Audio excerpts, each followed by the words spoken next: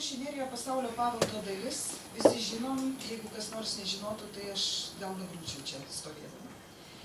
Bet yra vienas dalykas, žinom, bet pamirštam. Ir pamirštam, bet čia vat ir mano prieš tai kalbėjusios kolegės sakė, kad viskas prasideda nuo sąlygų, kada jų nemokam surašyti ar panašiai.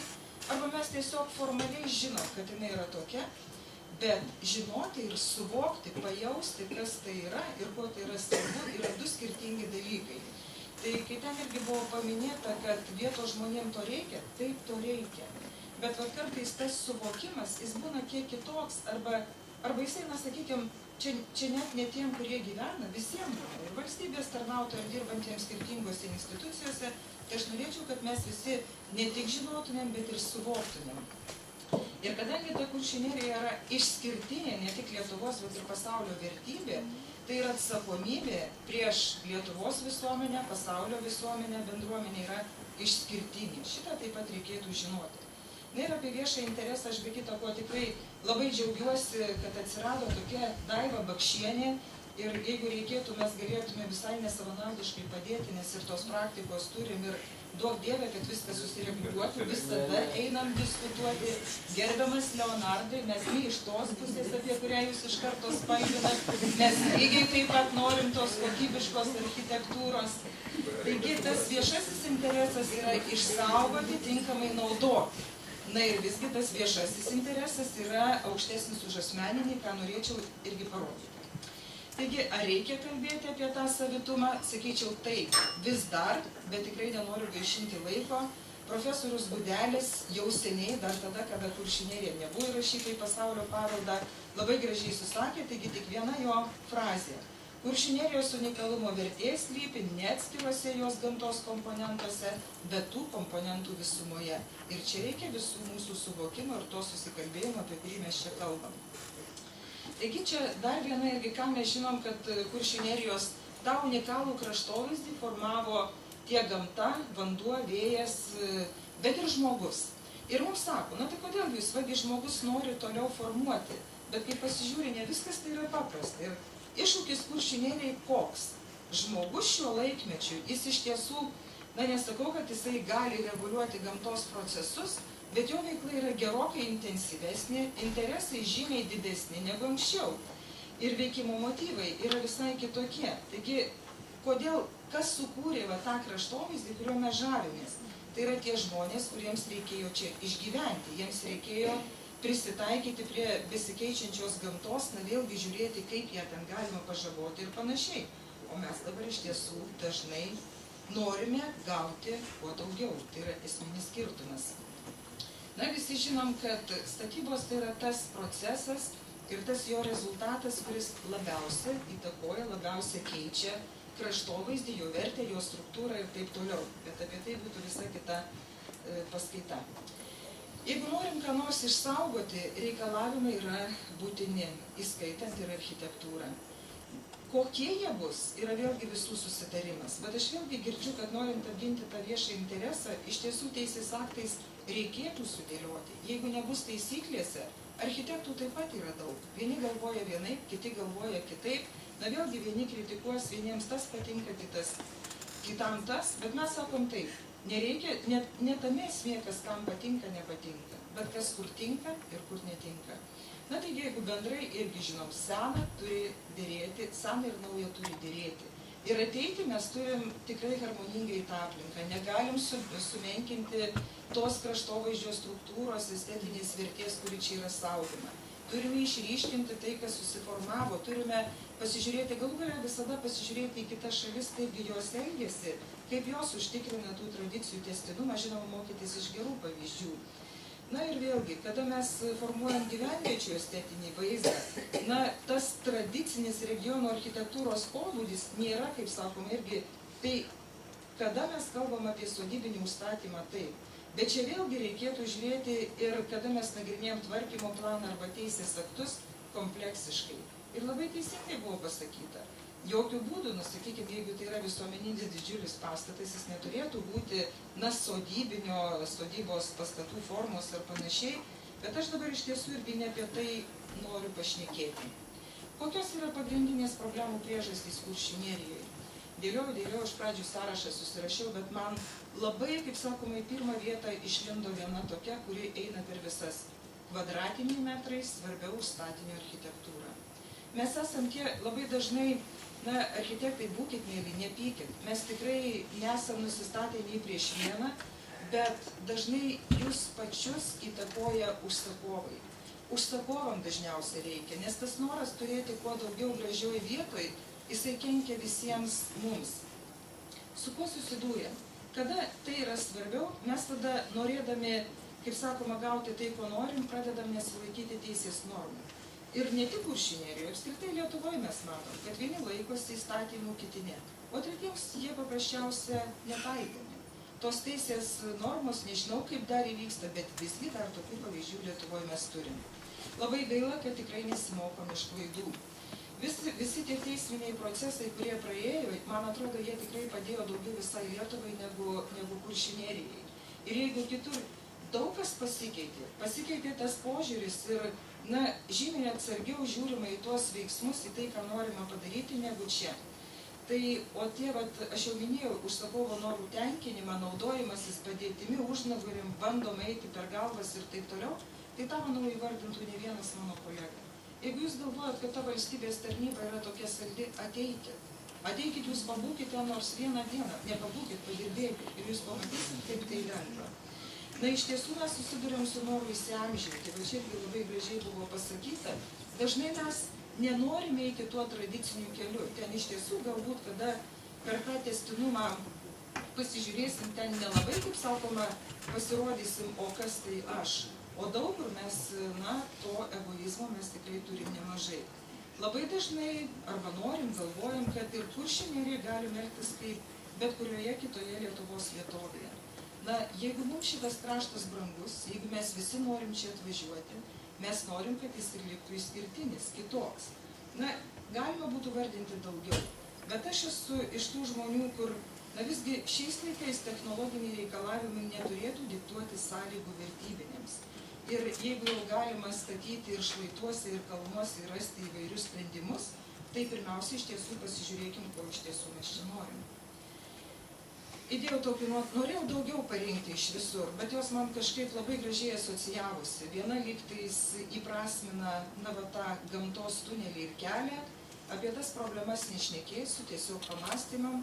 Ir kita iš Ispanijos, be kita ko Barcelonos, senamiesčio, ten irgi taip pat yra siauros gatvelės.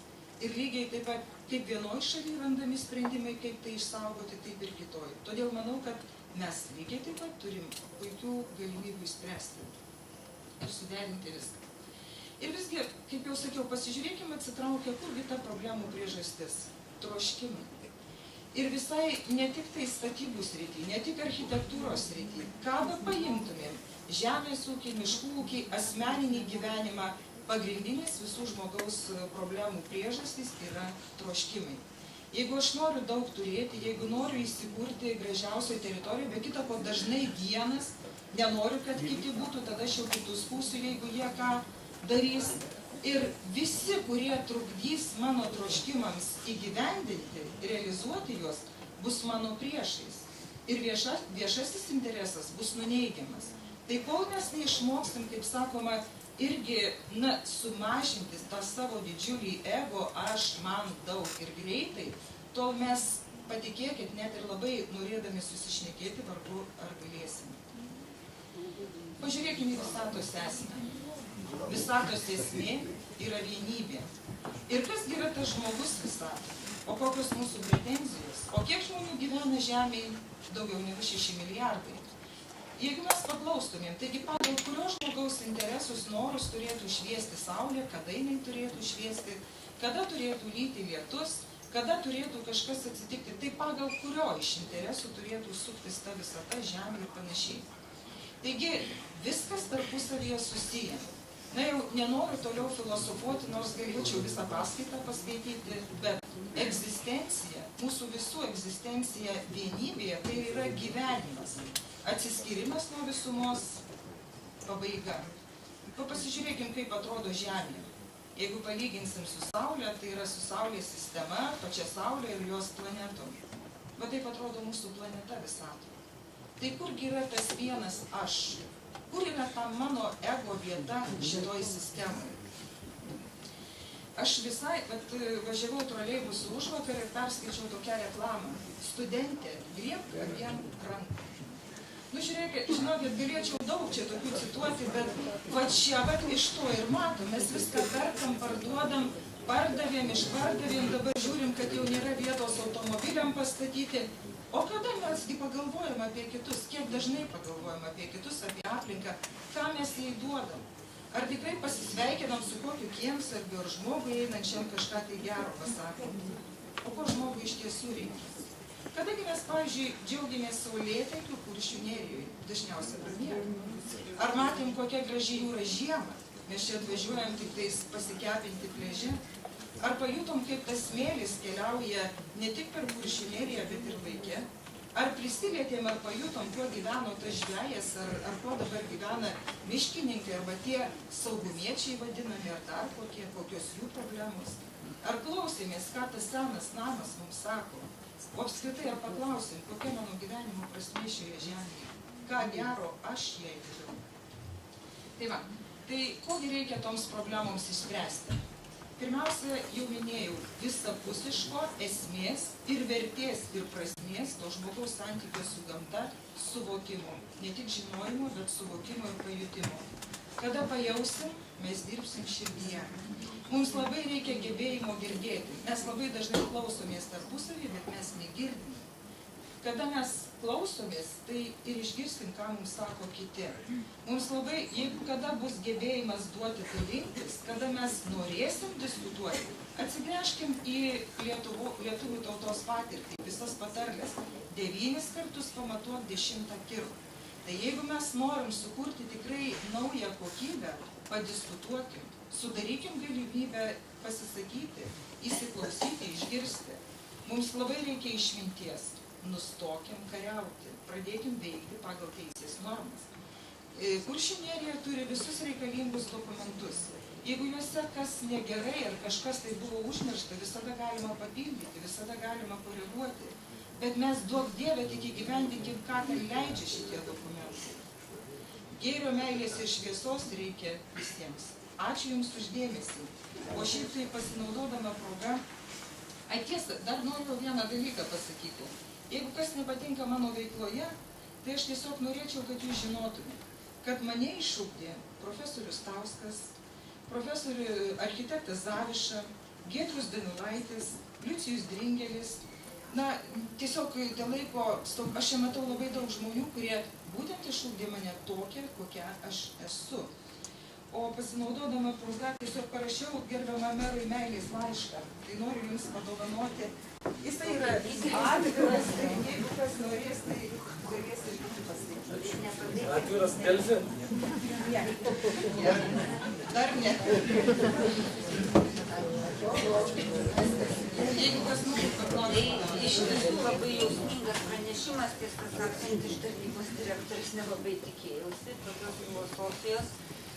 Tai, nes mes kažkaip visi įpratę, kad jūs teisės aktų kalbą kalbėtume, tai iš tiesų aš taip įsivaizduoju, čia šitą vietą ir įkvėpė tokiai jausmingai, ypač pabaigoje tai temai. Tik pasakyčiau vienoj vietoj, mane šiek tiek, gal aš drįsčiau padiskutuoti kai kuriuose vietose, toj vietoj, kur jūs nustokit žmonės ko nors trokšti. Nu, čia jau, jeigu mes jau nieko nebetrokštim, tai to taškelio turbūt toje visatoje nebeliks ir iš tikrųjų daugelis gerų dalykų per ego yra pasiekimi. Tai čia, kaip sakant, aš labai atsiprašau, čia ne dėl to, kad nustokit trokšti, pasižiūrėkim, kokie mūsų troškimai. Ar yra kitų sąskaita, ar Pratom, jo, tai aš tiesiog bandau tokį vadinti. Man tai labai patinka, kad jūs labai kitoks pasisakymas, ir ta prasme, mūsų įgūdžios promenų, kai vaikšto, tai čia yra sėkmė. Šitoj vietoj kažkas ir jau pabambėt bando. Tai gerai, mes to iš esmės, kolegos, suprasti, kad mes to ir siekiame šitą diskusiją. Mes šiandieną vėl grįžtų į Daivos pasisakymą, mes dabar klausom visų pusių. Tai aš ko gero, man jau ten Jurgita rodo, va ten tokius visokius ženklus, tai ko gero aš ir neleisiu paklaustų.